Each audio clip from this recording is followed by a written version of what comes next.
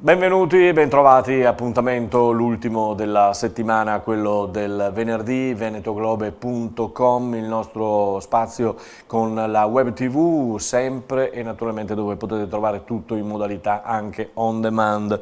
Per quanto riguarda invece la diretta sul digitale terrestre, canale 95 per Veneto e Friuli Venezia Giulia, per l'emittente del Nord Italia Caffè TV 24, ogni sera 19:40, 45 circa, e poi seconda parte di serata e poi nella mattinata il giorno dopo. Andiamo a vedere quali sono le principali notizie per oggi. Nuoto in apertura con gli europei a Glasgow in vasca corta, super Quadarella senza rivali, oro negli 800, poi ci sono Tarocchi, Megli, Panziera e Di Liddo giunti sesti nelle loro gare di competenza. Paltrinieri è il più veloce nei 1500, la Pellegrini invece raggiunge la finale nei 100 stile libero, Costanza record invece nei 100 misti. Andiamo a parlare di biathlon, ci spostiamo sulle piste di neve con la Coppa del Mondo in Svezia, nella 15 km individuale rimonta della Wierer che è giunta settima ma resta ugualmente al comando della classifica.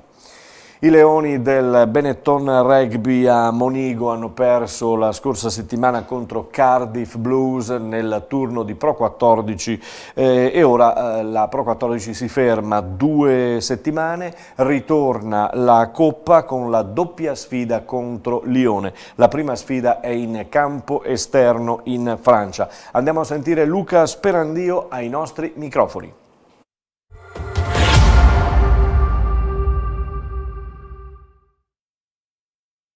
Sì, l'amarezza c'è, come anche sabato scorso contro Northampton abbiamo sbagliato dei piccoli fondamentali, dei dettagli che poi portano alla vittoria, dove magari non siamo riusciti a trovare il bandolo della matassa, e questa settimana ci stiamo preparando bene per Lione, dove sarà un'altra partita importante per il proseguo del campionato e anche per magari un'iniezione di fiducia per il proseguo del Pro 14.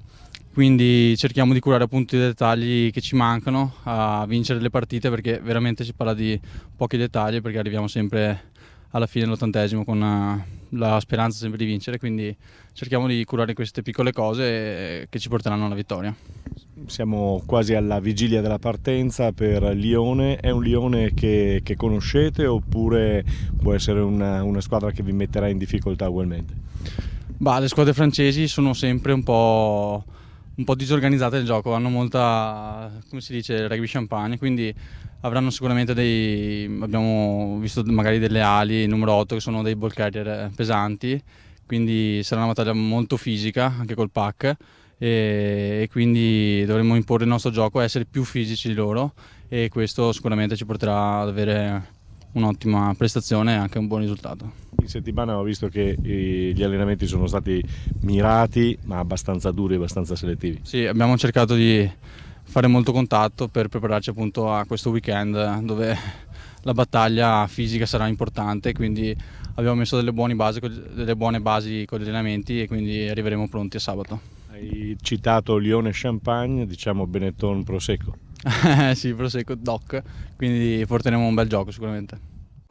E auguriamoci che sia insomma frizzante come il nostro Prosecco la partita di Lione contro appunto i francesi. Basket maschile in Eurolega con Milano, l'Armani Jeans, l'Olimpia che ha perduto 77-67 contro la Stella Rossa Belgrado. Milano è caduto nella trappola serba ed è il terzo KO europeo di fila. In Eurolega donne invece l'Umana Reyer Venezia ha perso in casa contro Praga per 77-50. Schio ha giocato contro Girona, ed eccola qui l'immagine, vincendo per 58-55. Per quanto riguarda la A1 vi ricordo che la TVB De Longhi contro Reggio Emilia giocherà al Palaverde domenica alle ore 19, gara da non perdere perché è molto importante, tra l'altro l'ex squadra di Max Menetti. In Superlega maschile di volley domenica si disputano queste gare per quanto riguarda le squadre che ci interessano da vicino, le venete. Il Verona sarà a Modena contro il Modena, Ravenna contro Padova e per la Champions, attenzione, la Siri Perugia sarà in trasferta a Tours in Francia. Mondiale maschile invece per la pallavolo con Civitanova lanciatissima anche se sconfitta dal Kazan per 3-2, rimane in vetta al girone, passa alle semifinali che la vedrà opposta ad Al-Aryan già battuto all'esordio. La Lube tenta di vincere per la prima volta il mondiale per club. Anche l'Imoco Volley cerca di vincere il mondiale per club, ormai non ci si può più tirare indietro, ha battuto 3-2 questa mattina alle 3 ora italiana il Minash del trevigiano Nicola Negro e ha guadagnato il primo posto nel girone per passare alla semifinale dove incontrerà le turche del Vakif Bank che hanno vinto contro le cinesi del Tenin in poco più di un'ora. Passa anche Novara, attenzione, l'Igor Gorgonzola Novara di Barbolini al primo posto nel girone, quindi ci potrebbe essere e giocherà la semifinale contro l'altra turca, contro l'ex Azibasi che ha già incontrato l'Imoco Volley Conegliano, quindi potrebbe esserci una finale tutta italiana oppure una finale tutta turca oppure una finale italiana-turca e ci auguriamo in questo caso parlando da tifosi che sia una delle squadre italiane o l'Imoco o l'Igor Gorgonzola ad approdare in finale. Nella A3 di pallavolo maschile per il Motta di Livenza il prossimo incontro sarà in trasferta a Cuneo, bisogna ritornare a macinare punti come sta facendo da un paio di settimane la formazione di Motta. Juventus adesso per quanto riguarda il calcio, il massimo campionato di Serie A, Juventus superata dall'Inter in testa alla classifica, 15ª giornata che inizia proprio questa sera con questo match e con questa Inter che andrà in campo ad affrontare la Roma. Poi sabato avremo Atalanta-Verona, Udinese-Napoli, eccolo qui Carletto Ancelotti con un Napoli ancora spaccato e in balia per così dire dell'Udinese che può decidere anche il futuro di Ancelotti. Staremo a vedere quello che succederà domani sera. Lazio-Juventus poi concluderà la serata del sabato. Coppa Italia con Cagliari che batte la Samp per 2-1 e Parma che liquida il Frosinone sempre per 2-1. Venerdì inizia la Serie B, questa sera inizia la 15ª giornata con Benevento-Trapani, è una partita che vede opposta appunto la capolista contro il Trapani, la capolista che è guidata da Pippo Inzaghi. Sabato, domani Cittadella-Salernitana, Pescara-Venezia, Chievo-Cremonese e poi domenica tocca al Pordenone in casa alla Dacia Arena affrontare il Crotone con Tesser squalificato per 3 giornate e quindi non sarà in panchina. Nella Serie B femminile la Permac Vittorio Veneto ha perso in Coppa contro Ravenna ed è fuori e adesso testa solo al campionato per le ragazze di Bortoluzzi con la trasferta a Roma. Andiamo in Serie C dove domenica si affronteranno Lanerossi Vicenza Feralpi Salò, Padova Imolese, Triestina Modena, Virtus Verona Reggio Audace. In Serie D invece Campodarsego in testa a 37 punti, insegue il Cartigliano a 31, l'Adriese a 28, il Montebelluna è a quota 20 in mezzo alla classifica dopo la vittoria in trasferta contro il Charlins Musane. Il prossimo incontro domenica in casa contro la Clodiense. Campionato di eccellenza che seguiremo con le nostre telecamere, saremo a Moriago della Battaglia per seguire l'Union QDP che affronta l'Eclisse Careni Pivigina. Ci interessa la parte bassa in questo caso della classifica perché sono tutte squadre purtroppo trevigiane inguaiate in questa zona. Vi ricordo intanto sempre per la serie di eccellenza che il Sandonà ha esonerato il tecnico Gianfranco Fonti, al suo posto è arrivato Migliorini, eccolo, ex giocatore tra l'altro del Sandonà di Piave. Vi dicevo con Montello ultima in classifica, Eclisse a 11 punti con Martellago, appena sopra troviamo con 12 punti Lia Piave, l'Union QDP e la Robeganese.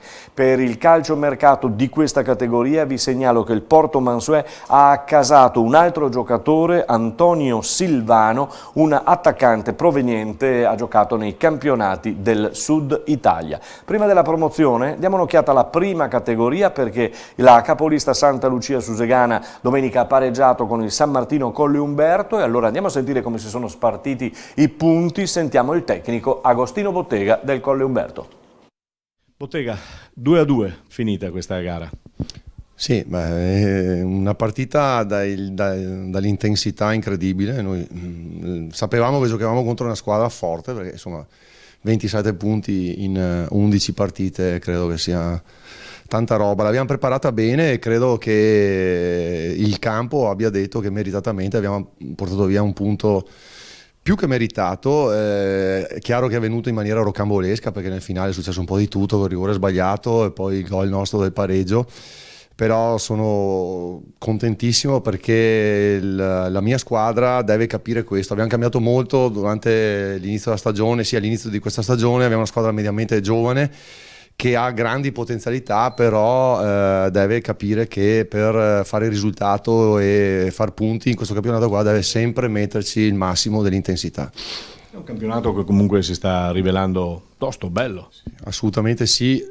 Se togliamo magari le tre dietro che evidentemente fanno fatica, poi però è un campionato dove veramente puoi lasciarci, come si dice, le penne un po' dappertutto, perché ci sono squadre comunque forti. Io credo che poi alla fine uscirà anche il Limana per quello che ha investito inizio campionato. L'Alpago comunque vedo che sta facendo fatica, anche l'Alpago, anche oggi hanno pareggiato. È un campionato equilibrato, è un campionato dove comunque anche i particolari e gli episodi fanno la differenza sicuramente. Cosa dici a mister Moro?